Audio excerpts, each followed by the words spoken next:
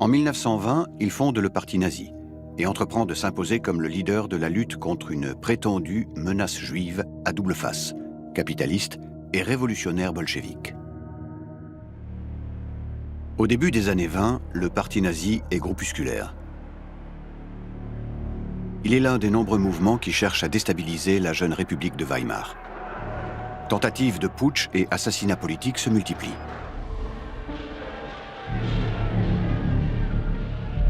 Le 30 janvier 1933, Hitler accède au pouvoir. Le philosophe Walter Benjamin quitte Berlin et écrit « Je suis certain de ne pas avoir cédé à la panique ». Albert Einstein, en déplacement aux États-Unis, déclare « La maladie psychique des masses a gagné.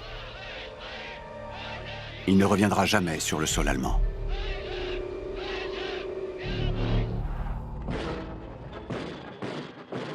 Le 15 septembre 1935, la ville de Nuremberg accueille le congrès annuel du parti nazi. À 20h, le Reichstag tient une séance exceptionnelle loin de son siège à Berlin.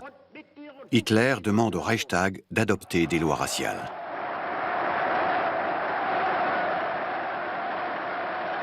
Les lois de Nuremberg constituent une rupture décisive. Avant, de nombreuses lois avaient déjà été promulguées qui excluaient les Juifs de différents secteurs et qui visaient à les exclure de la communauté nationale allemande. Les lois de Nuremberg ont scellé cette exclusion en faisant officiellement d'eux des citoyens de seconde zone. Les lois raciales introduisent une notion dénaturée de légitimité aux yeux des nazis. Pour la société allemande majoritaire, non juive, ces lois signifient également des changements drastiques.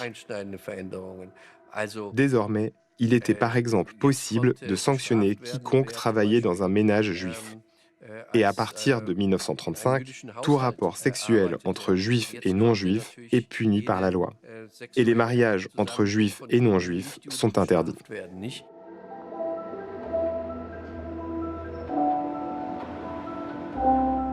La nouvelle phase de la politique anti-juive nazie introduite à Nuremberg s'accompagne d'une propagande amplifiée.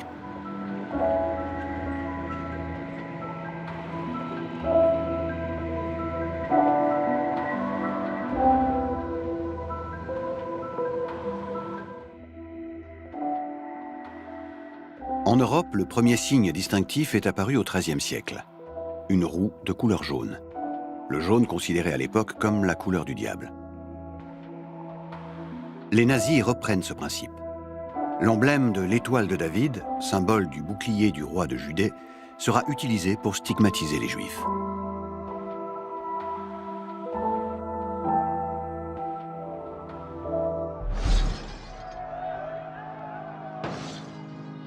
Le 9 novembre 1938, les autorités du Reich orchestrent la nuit de cristal. Prétextant venger l'assassinat d'un diplomate nazi en France, les vitrines de centaines de magasins sont brisées et des dizaines de synagogues incendiées.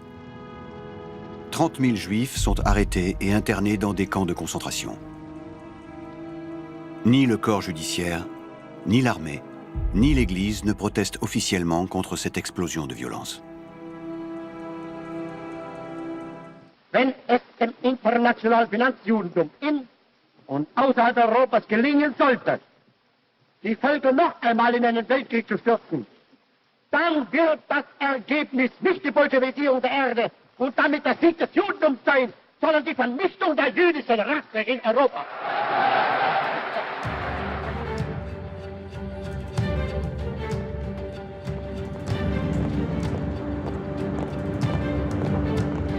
Avec la guerre, au fur et à mesure de la conquête nazie du continent européen et de l'Afrique du Nord, les Juifs sont recensés, spoliés.